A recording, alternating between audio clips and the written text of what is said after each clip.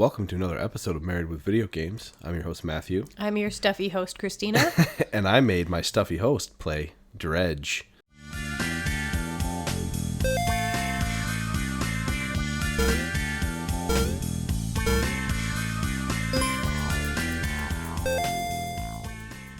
It's a sleeper, not even a sleeper hit anymore. No. It just kind of came out of nowhere. Yeah, you were just suddenly like, I want you to play this game. And I said, I need a break from Octopath Traveler. Just download it. Just buy it. And yeah. I stopped playing Resident Evil so you could play Dredge. Uh-huh. And we went through pretty much a binge of this game.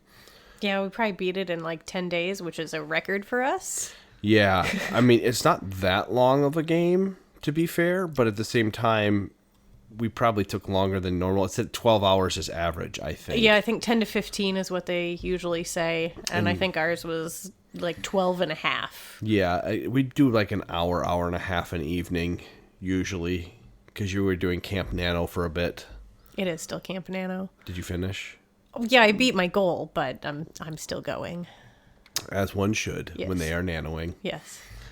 So anyway, Dredge, I will give a quick synopsis, go over some details, and we'll get some reviews going. You're a fisherman who just arrived at a small fishing village. After getting some boat repairs, you literally go out to fish and pay off your debt, while being warned that being out at night is dangerous and should be avoided. Soon after meeting a mysterious man, you start venturing out into the unknown and tread dangerous waters to uncover the mystery of the fog and the depths below. Yeah, so there's a fog that rolls in at night that just causes people to go crazy. Crash and causes you to start hallucinating, see all sorts of crazy stuff. It's kind of wild.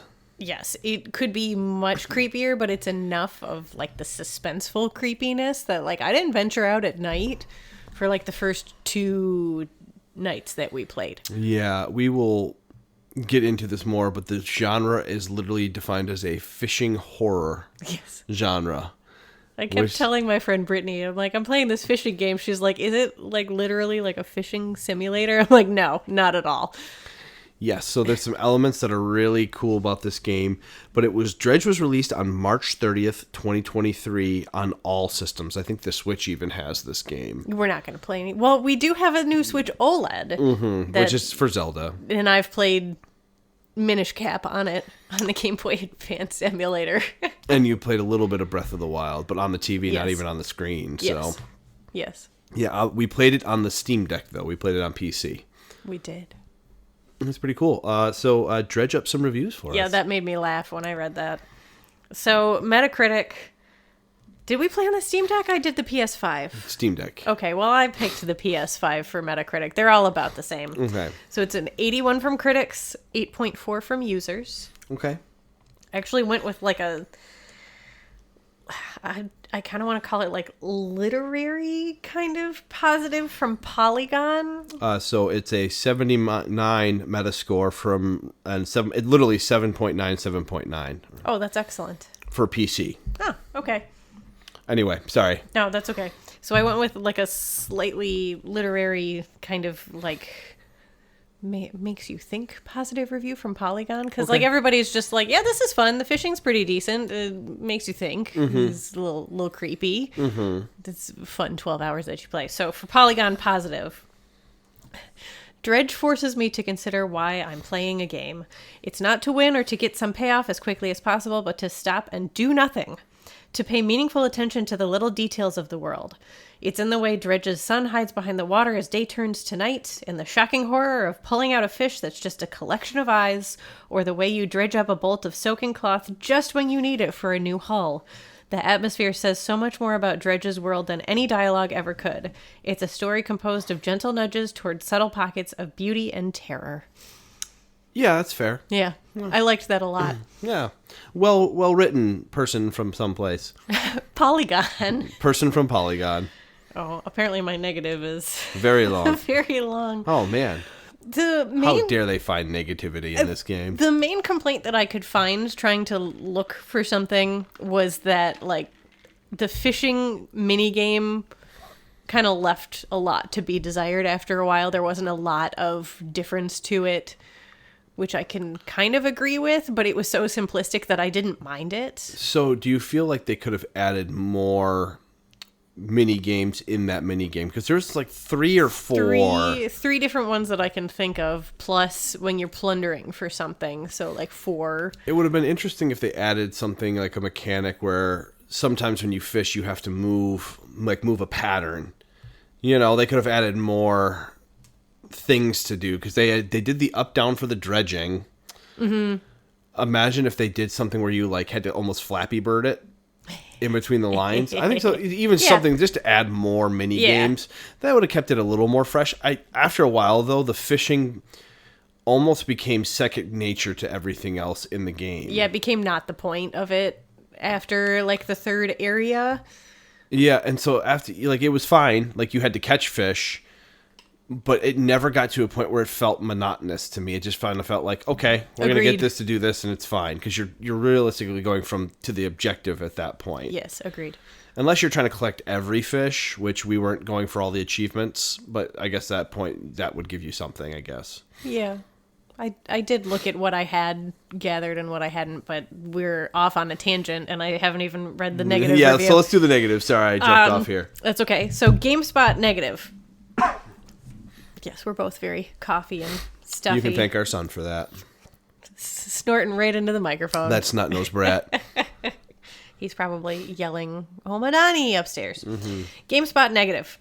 Dredge threads the needle of mystery by never explaining any of the events outright.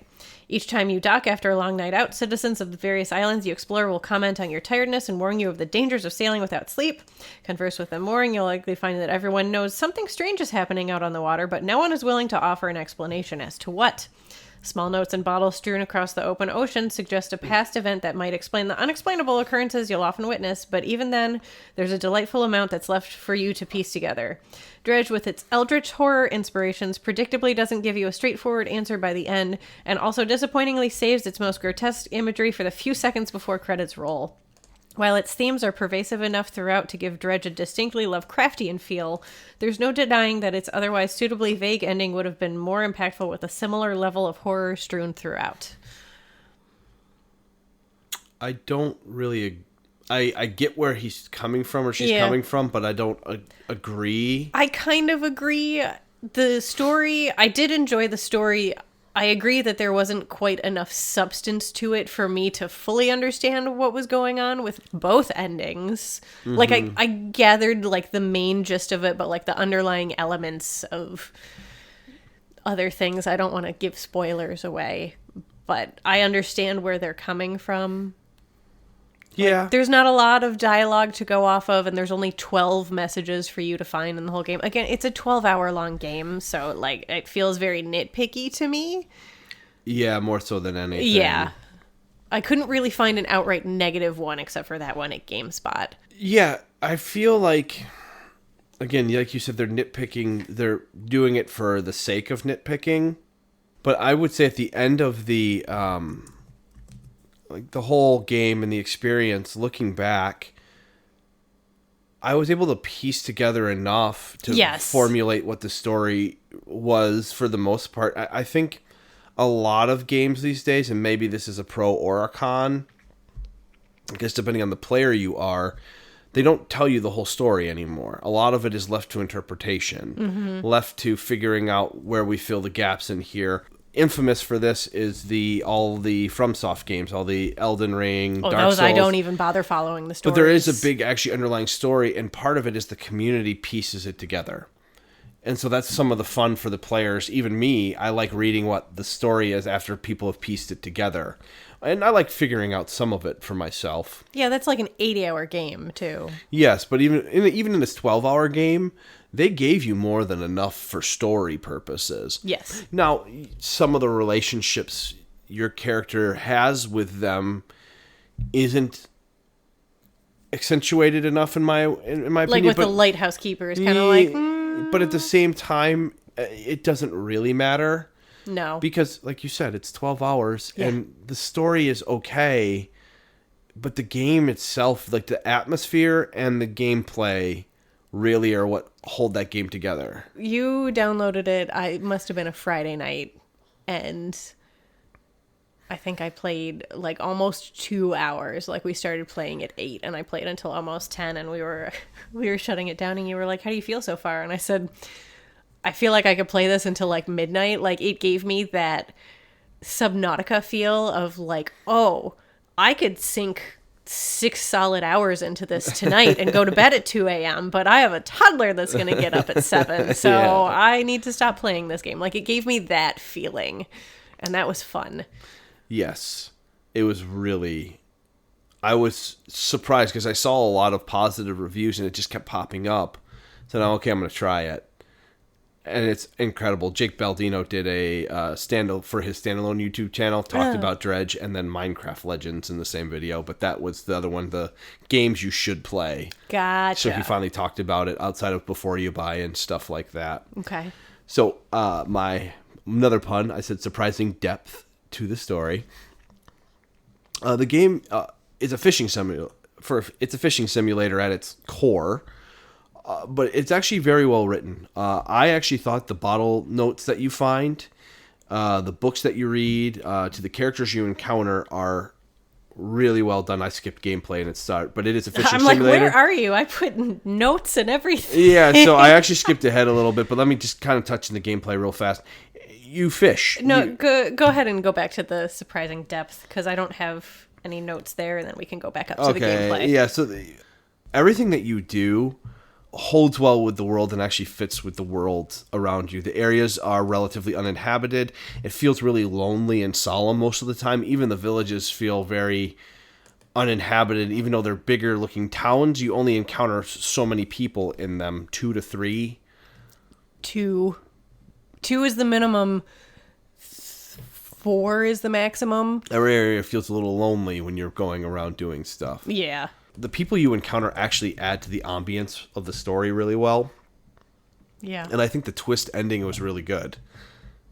Yes. Maybe a little predictable, but it was very well done. Yeah, that was another one of the complaints. It might have been at GameSpot of like, yeah, I saw everything coming from a mile away, or like the majority of what was coming. I didn't see what was coming until you beat the game and then you went back to do the alternate ending. I figured it out moments before. Okay. Maybe you knew before me, but No. I didn't. Once you did the first ending, I was like, something's amiss on this one. And then I went, oh, okay. Yes. So that stuff started to piece together for me in that regard. We were hooked from start to finish, though. Yes. Another pun for you. There were a lot of puns. I made a lot of puns in the notes for you this time. I do have a note in this surprising depth, pun intended. Some of the mysteries were a little too mysterious for me. A good example. The different humming stones. So the black stones on like in each of the different sections of the map where you would touch it and it was cold to your touch. I think that may have been something either A, they didn't finish, or it's something that's going to be added later as an expansion. So I looked it up. They're humming stones. Okay. You have to go to them at night when you have a little bit of the psychosis, and then they'll react to you. What do they do? Now I don't remember because I looked this up like a week ago. Well. Pause, please. Okay. After a brief message from these sponsors. No, I'm just kidding. What do we have? Hashtag not sponsored. So there's 11 humming stones. If you click the question mark next to them during the day, they do nothing. They're cold to your touch. Or the cold stone does not respond to your touch. Now, if you approach it at night, they're active. And then if your stress meter is high enough, you gain a different response to them. There's no tangible in-game effects beyond adding a little bit of lore. So that may have also helped me in particular with the story, kind of gathering more of those pieces ahead of time. Mm-hmm. But you actually took the time and read all the stuff that you found this time around, too. I found all the messages. You usually skip through messages in games. This one you actually felt, at least to me, it looked like you were more engaged with what was going on. Yeah, because I liked the fishing.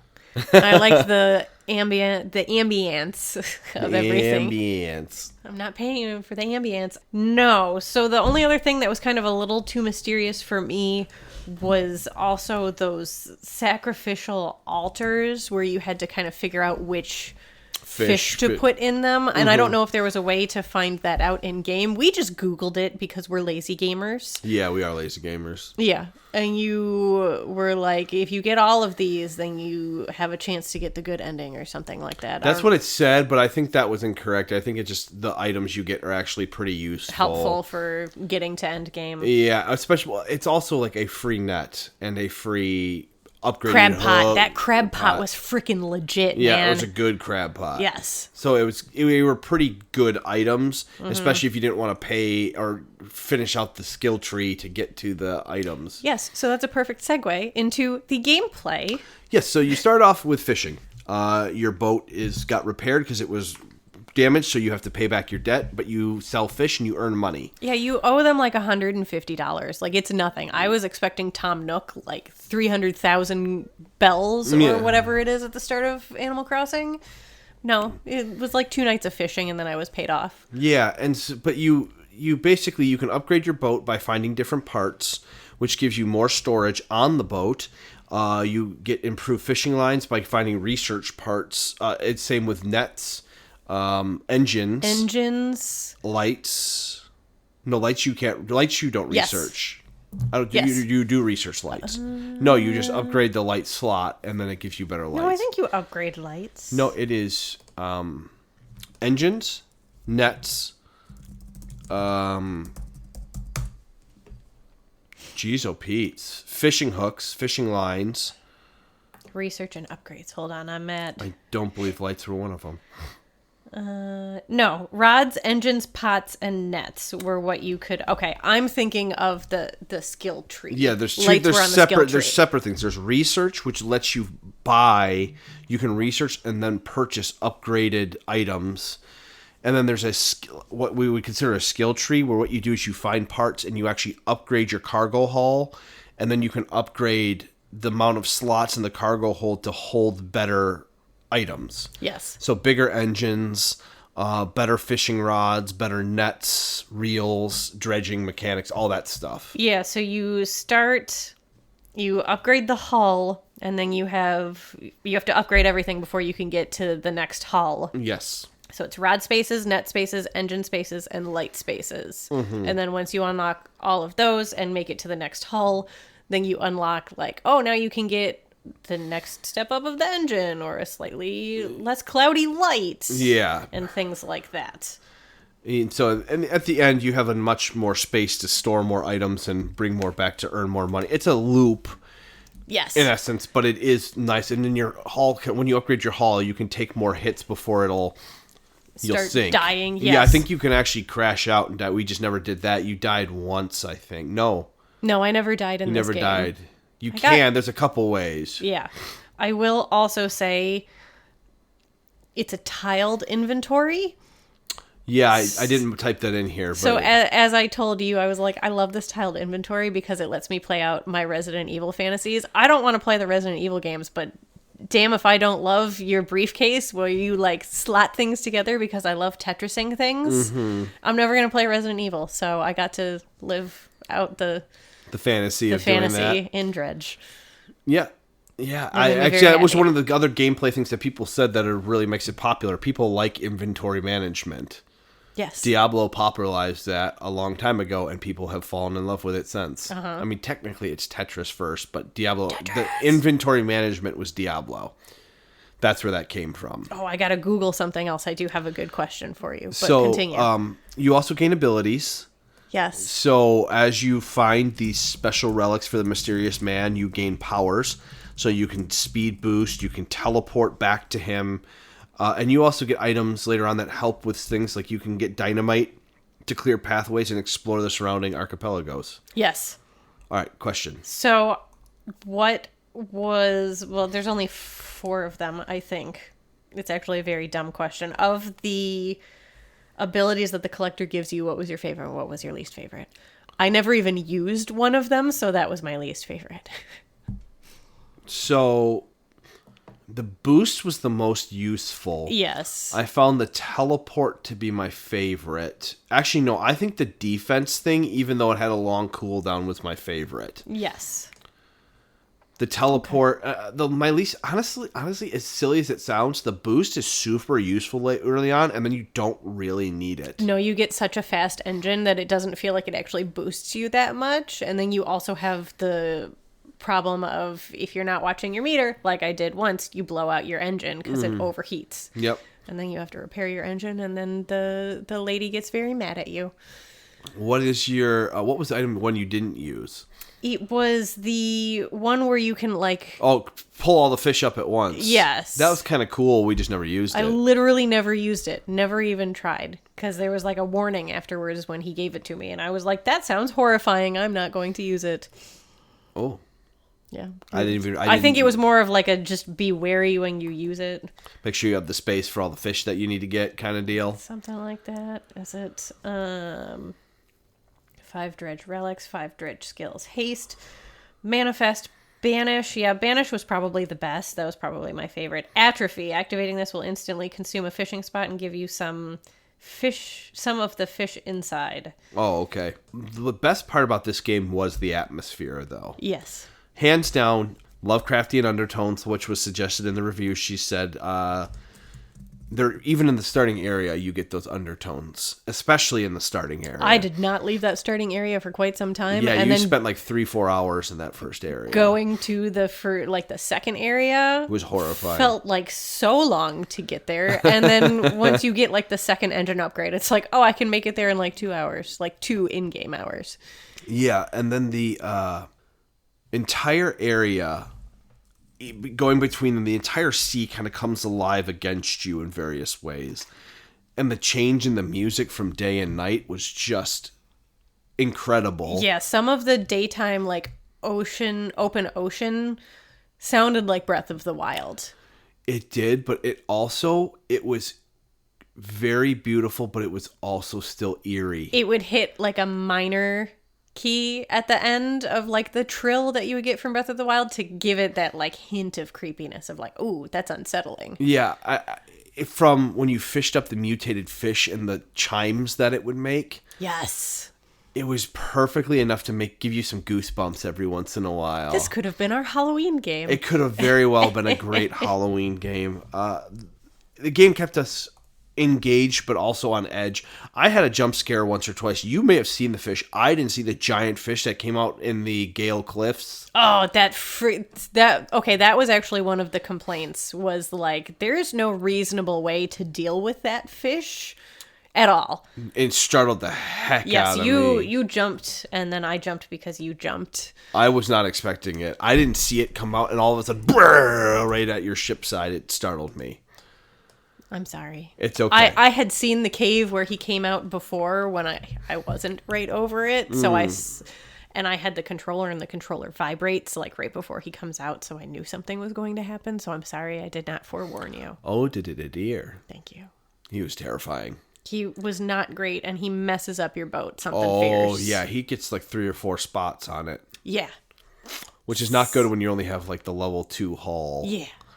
And whatever the next engine upgrade is. Okay. So. I want to know your score before I tell you my score. Okay. I give this game an 8.5. Okay. I really, really liked watching you play this game. I can see the appeal. My thing I'll say is I don't see the replayability of it. That's fair. I didn't see a point for me to go ahead and play afterward. And I'm leaving this in context of I don't want to watch you play Tears of the Kingdom. I don't want to watch you play it. I don't want to see anything. Like, I'm going to watch you play some of it, and I'm going to close my eyes for most of it. No. Because I don't want to see any of it, because I want to play it too. No. Exactly. We have 1 copy and 2 switches, and you can have the broke switch. Okay. I will deal with the loud noise so I can play it myself. I mean, it's one of those games that I really want to play and experience, and watching you will be very fun. But I am not going to be able to contain backseat gaming, and I don't want to. I just want to play it. That's one of the few games that watching you play is going to hurt my heart. Is it because of how fantastic Breath of the Wild was? Because you didn't seem to have any issues watching me play Breath of the Wild. Yes, so this much more excited Okay. for this game. I am 5 times more excited for this game because Breath of the Wild, while you could go in different directions, the solutions were often the same because you and I weren't that creative. I know, we're going to see how the creativity goes. You are much more creative in-game than I am with things. This game, like, they came out with a new trailer of, like, figuring out solutions to things. Oh, man. And I just watched some of them and I went, there's multiple solutions to this puzzle. I see multiple solutions here. I don't want to see her solution because I want to do it myself. You can cover your eyes then, and then I'll tell you when I'm done. No. Yes. I will watch you for like the first couple times, and then I'm just gonna be down there with you. Also, can we just say, and I know I still haven't given my ranking, and we're in like the epilogue where we just talk about whatever, but Diablo is doing another open beta weekend. Yep. The weekend Tears of the Kingdom comes out. Yeah, sorry, Diablo. Yeah, so I read that, saw the date, and went, well, that's dumb, and then completely forgot to tell you. And like 2 hours later, when we were upstairs playing with our son, I just heard you go, well, no one's going to play it that weekend. And I knew exactly what you were talking about. like, no. Are you trying to take some of Zelda's thunder? Because I don't really think you can. All right, what's your review, or what's your score? And then we'll, I got a few more comments here. Okay. I give it a 9.5. Wow. Yeah. Is that your highest? Behind Breath of the Wild. Breath of the Wild is the only 10 I have given. What's your next highest? Do I have a 9.5 somewhere? 9.5 for Super Mario 64. 9 for Stardew Valley. And Marvel Spider-Man. 9.5 for Diablo 3. Hey, look at okay. 9 for the Steam Deck. 9 for Hades. 9 for God of War Ragnarok. Oh, you give wow. Okay. Yeah, I thought this game was really well. So what made it not perfect, but what also drove it to that high of a score for you? What drove it down from a 10 was a little bit of the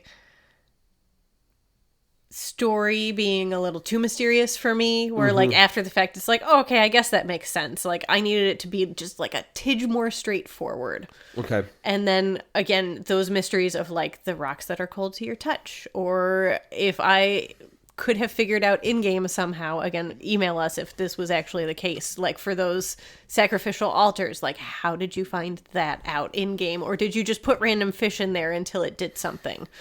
Like those were like too mysterious for me, and I don't know if there was a better solution. The way they were phrased made you know, like, okay, you needed crabs for the one. We needed crabs for the one. You needed mutated fish for the one. Yes, but like there's 100 fish you can fish up. Mm-hmm. Well, and the mutated one gave you like 16 spaces and just said bring 2. Yeah. But that was also to get the relic. So yeah, a little bit that. But I don't really know what made it just so engaging. It was the atmosphere. It was the gameplay was relaxing, but also kept you on edge. Kind of like Subnautica, where like it was relaxing, but then holy crap, I'm almost out of oxygen and I am 200 meters down from the surface. Like that kind of on edge. And apparently I like that a lot. Well, I was engaged watching you play. Yes. So I thought it was really well done. Again, if it had higher replayability, if there was something else that made me want to play the game all over again, I'd probably give it a 9.95 at that point. If it was like 5 or 6 different endings, depending on how you played the whole game. Like, don't give the collector this one at this time, or the order that you give the relics to the collector, or something like that, so that you can play it 4 or 5 times. It was kind of linear in how you had to get Yes. the items. You had to go to Gale Cliffs, and then you had to go to the one with the sea monster in the middle. That guy sucked. The Mind Slayer, Mind Sucker. Yeah, then you did the Mind Suckers were in the Twisted Strand. Yes. And then you did Devil's Spire or Devil's Spine or whatever it was last. Yeah, the volcano area. Yes. So you had to go. It was kind of the game is a little linear, even though it is open sea, and you do go back and forth when you get different items. It is an open sea. All in all, it was a great game. Yeah, I just gave it a 9.5. Yeah, and it's only $25. Yes, so for a 12-hour game, that's perfect. It was the perfect price. It was well worth the time spent. We really had some good time and memories with it. I finished Resident Evil 4 Remake, so we will have a podcast coming about in the next week or so. And much to both of our surprises, you bought and downloaded the DLC for Horizon Forbidden West. Oh, the Burning Shore. Yes, Yeah, Burning Shore. We loaded it up. It's gorgeous. It's absolutely gorgeous. I am going to do my best to play through it and not get too distracted so we can have something before Zelda on May 12th. I will be playing Jedi. I just am not going to get to it. Midsummer. It'll be midsummer after Diablo 4. Maybe even during, because Diablo That's 4 true. does multiplayer for us. That is true. And Jedi is going to be one of those that I want to sit and engross my time with. Yes, I watched you play the first Jedi game.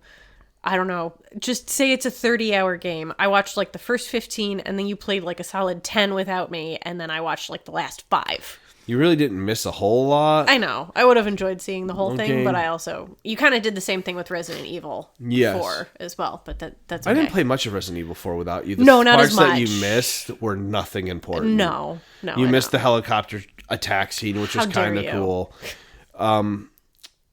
I am going to... The only game I'm getting next month is Bolt Gun on the Steam Deck. Yes. Okay. It is the Doom as the original Yes. Doom kind of thing, but you are a Space Marine. It looks incredible. Excellent. Aside from that, I don't got much else. We got some social media stuff, and Yeah. that's all I got. We're at Gaming Marriage, or gamingmarriage@gmail.com. We want friends, so email us. Friends, please. Give us suggestions. When Tears of the Kingdom comes out, we're ignoring all your suggestions. Yeah, don't give us anything after May 12th. But you know, June, July, you can start throwing stuff our way again. Yes, please. All right. Take care, everybody. Bye.